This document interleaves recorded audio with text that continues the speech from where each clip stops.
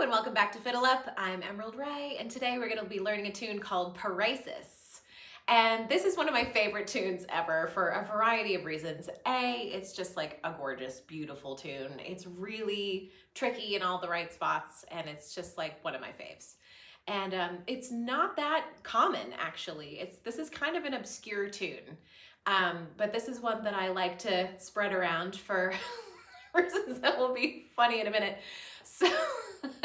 So I played this tune forever before I knew what Paresis actually meant. And it kind of floated in and out of my repertoire for a while. And there's so many tunes, so little time. You don't necessarily have the time to go run down and research every tune. But one day it was bugging me. I was like, what the heck does Paresis actually mean? And so I looked it up on the internet, and it turns out that paresis is the final stage of syphilis, which is really funny. So if you don't understand the context, 18th century Scottish humor was very bawdy and inappropriate in just all kinds of ways. So it's really just exceptionally hilarious. They have a tune named after this particular thing, which is not a very pleasant thing, obviously. It's the most unpleasant of the unpleasant thing. The final stage, which is I think the part where you just melt, basically. So I thought this was hilarious, and I have been playing this tune even more and talking about it on stage because it just makes such a funny story. But yeah, I mean, if you look into the 18th century songs as well as tunes, there'll be like really funny things that you're just like, what the heck? It's but it's all in good fun. It's just supposed to be funny and just have a laugh. You're gonna have a good sense of humor for the 18th century material. I did hear that this tune had been sort of renamed, which happens, the 18th century happened and, was like I described. And then the 19th century came along, and the 20th century also, where people were kind of like moving away from that style of humor, was not everybody's taste anymore. And people started kind of renaming the tunes, which I think is sad. I'm, the history nerd in me hates that. So I don't think censoring the tunes is a good idea. It was a time, it was and also, you can't change the tune. It's disrespectful to the composer as well. It just is like not a good thing to do in any situation. So don't do that. Even if there's a tune name that is really, just not your taste, it's not your tune, right? It's not your tune. You don't have a right to change the name. There have been a lot of tunes that have gotten the name changed because people just forgot or couldn't find it. And that's kind of more typical. So in that case, it's like forgivable. It's like the person wouldn't have renamed it if they knew what the name was. And that's forgivable. And that's kind of like okay in a way, if it's kind of out of ignorance or not being able to find the tune, you just kind of give it a new name and let it have a new life or whatever, then that's fine. But it'd be kind of like knowing you had taken somebody else's dog and not returning the dog to the original owner. You don't do that. It's totally unethical. So don't change the names of tunes just because they're a little bawdy or unusual or ridiculous or whatever. That's not cool. You know what I'm saying? So anyway, long story short, let's get into this tune. So we're in G minor here. So we're going to be playing around with a B flat. Don't be scared if this is not your normal thing. Flat keys are great. We play in flat keys all the time in Scottish music, and we need to keep this tradition alive because, people get lazy and I won't allow it. So, so the A part goes like this.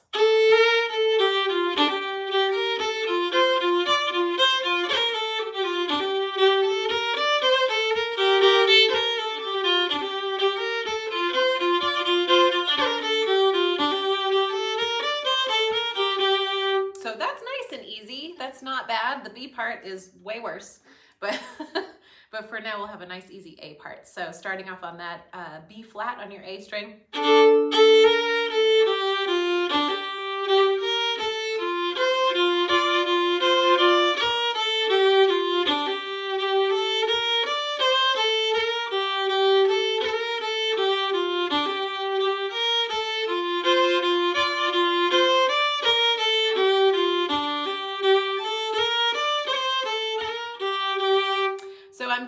it at this slow pace to kind of put a little bit of a snap in, because that's kind of how it would come out anyway at speed. So sometimes, like I've been saying, slowing down these tunes to a pace that they're not supposed to go at makes it feel weird, feel-wise, when you're playing it slowly. So if there's anything that's kind of strange, it's I'm trying to mimic what you would do at a faster pace, because I think that's more helpful. When you slow down a tune to the point where it's kind of lost its feel, then when you get back up to a faster pace, it's kind of like, it's gonna sound really awkward. So let's try that again. So let's start with the first part.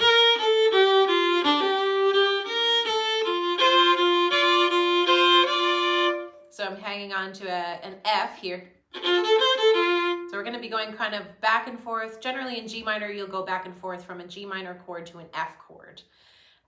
So that's kind of how Celtic music works. You kind of go down to stay on the root, and then you go down to the seventh and then come back up. That's a very common chord structure.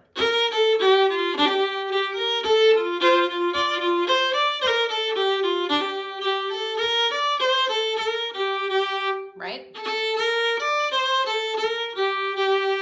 So nice and easy. F.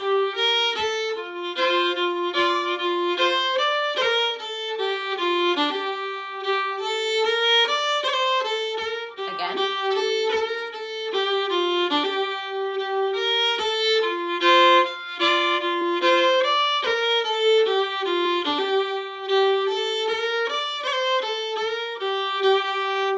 Okay, so that, I hope that's starting to make some sense. We can try it just a little bit slower to see if that helps.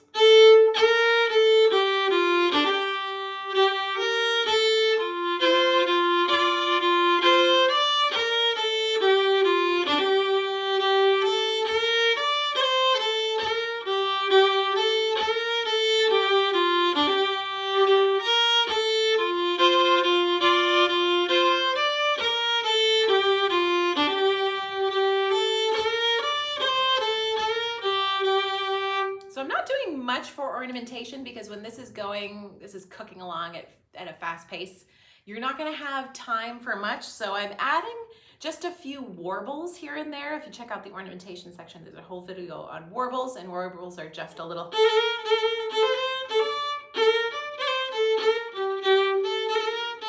kind of catching it mostly on that B flat. But you don't have to do that if that's too much. I would just focus on the tune for now. So let's head into this crazy B part. So we're gonna start off with middle G here on your D string, and hop up to the high G on your E string.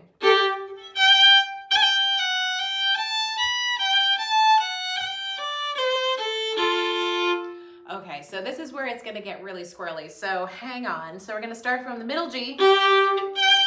And then, so you might have noticed we've changed the tonality. We're like almost gone into G major here.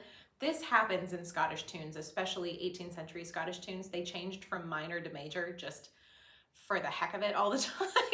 It's part of the style. So we're kind of changing into G major, but we're gonna go back, so watch out. So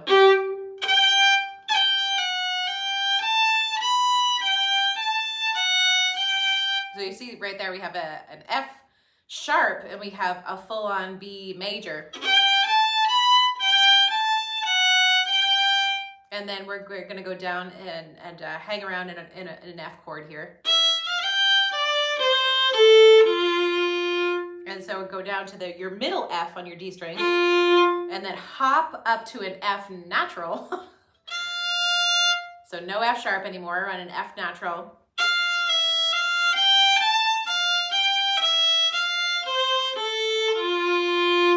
Right, so this is where Scottish music, there's a lot of arpeggiation. There's a lot of these weird kind of etude-like situations here, so that's what's happening. So start from your middle F, top F,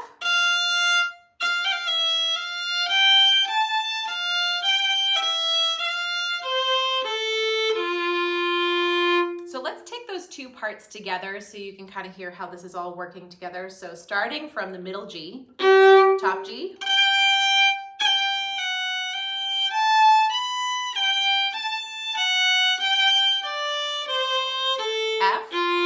top F.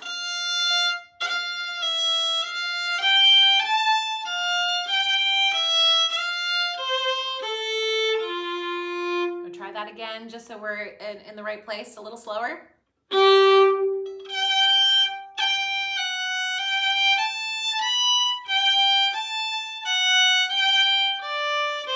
F.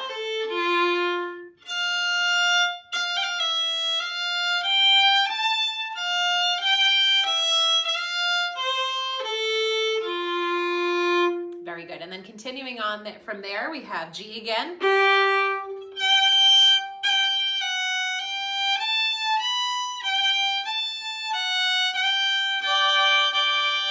So this is a little variation on the first part.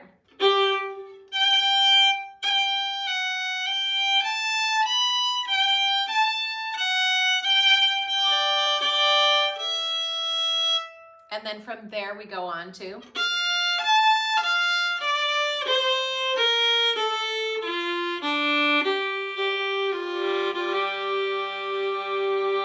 so let's take that part, phrase 3 and 4 together. So we have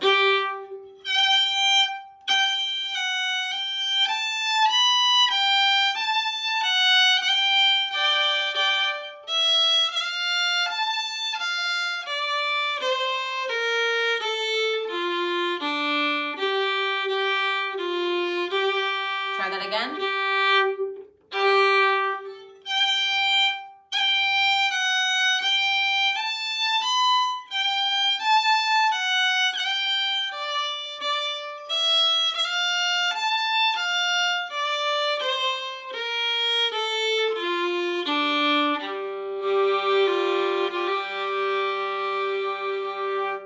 Okay, so let's start from the beginning of the B part so we don't get all lost. So we're going to start from the middle G. And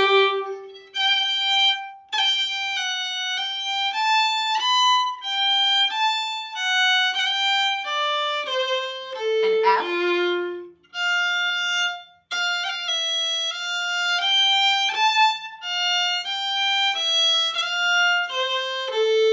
And G again.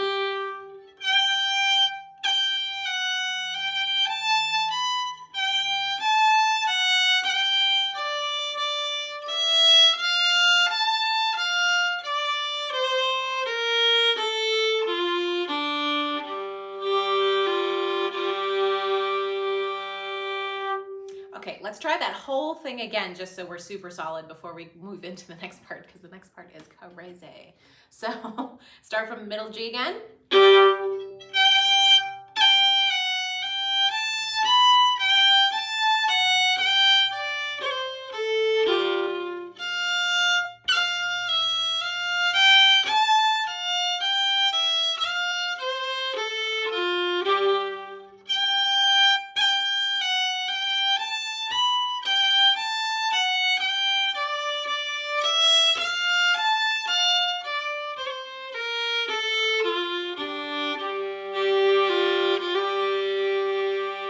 So if you notice, I was keeping my G drone warm down there. I like to call that just keeping it warm. You just grab it whenever you can.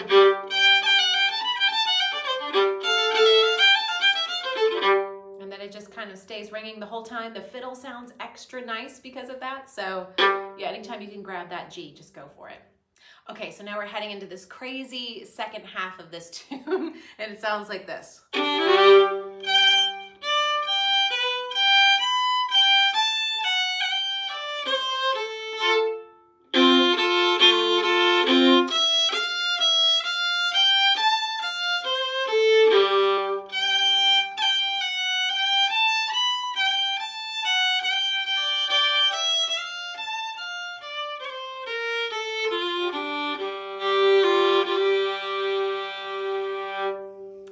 So don't panic, it's gonna be fine, it's gonna be fine. So let's start from, so it is a big variation. So we're gonna start with middle G to top G.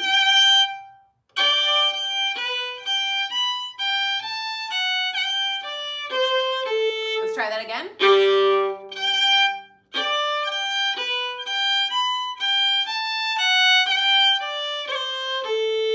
And one more time for good luck.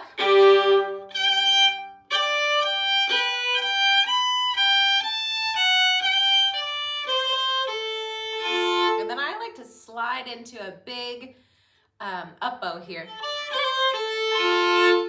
So I can get down to the bottom because I want to have a down bow on this C down here. So I've got my second finger on the F on the D string, and I'm going back and forth from the C to the A on the G string. And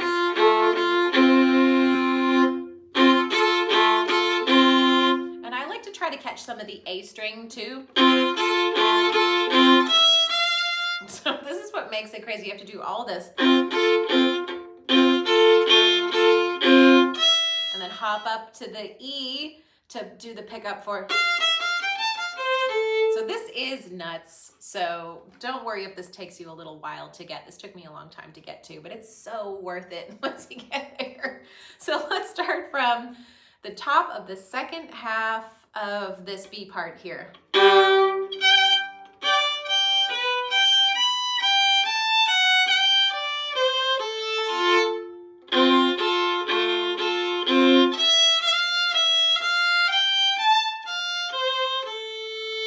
So let's go over that again slowly. I just wanted you to have the whole scope of what was happening there. So let's try that again. Oh, see, I'm getting it mixed up with the first part. Don't do that. So we're going to start up here, do this arpeggio thing at the top.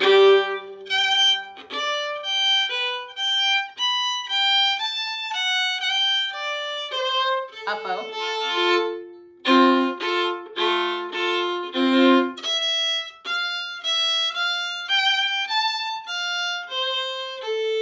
So let's do all those parts slowly again to make sure we have everything.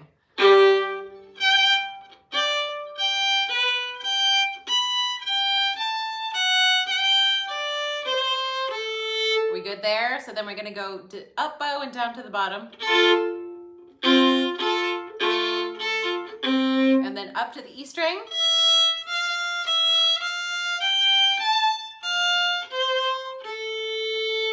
Woo! So let's try that. Try that all together. Oh, see, I'm doing it again. So watch that. You're going to do this arpeggiated thing at the top.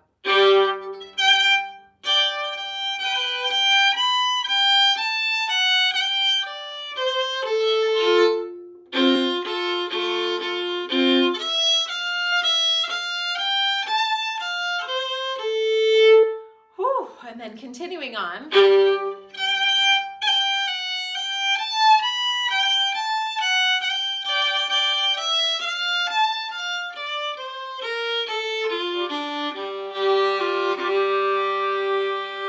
That is like the first part, luckily. So we've got all of that together now. So let's try halfway through the B part here. Let's do all those tricky things.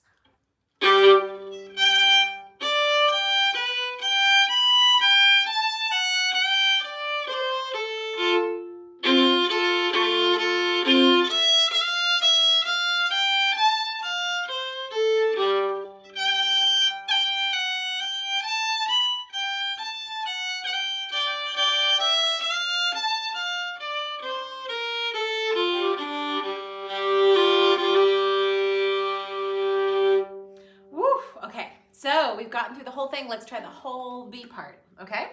So we're starting. All right, so let's start from there.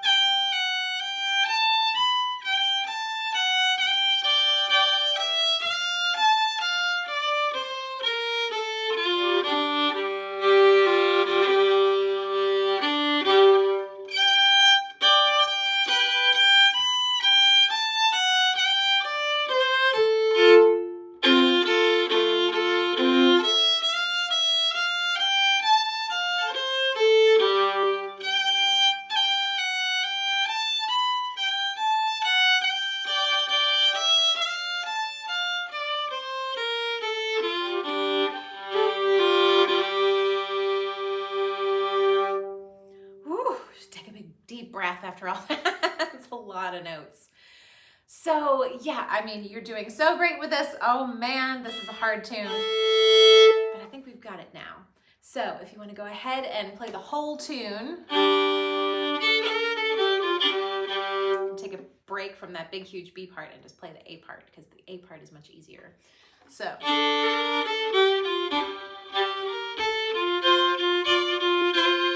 think that's a good pace to go.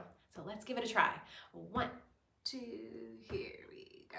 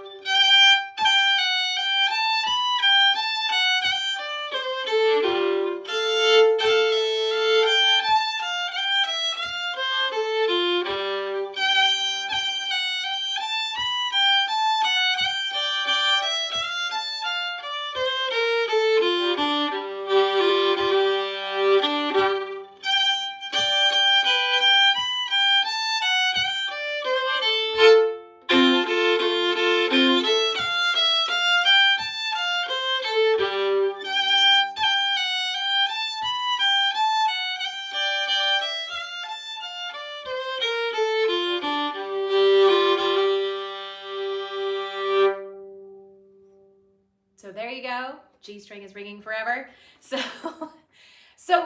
throw a few twisty doodads into this, throw a few ornaments here and there, or maybe your own bowing. But if you have managed to tackle just the tune, then good for you, because this is a really tricky one. So I hope you love this tune as much as I do. I hope you enjoy G minor as much as I do.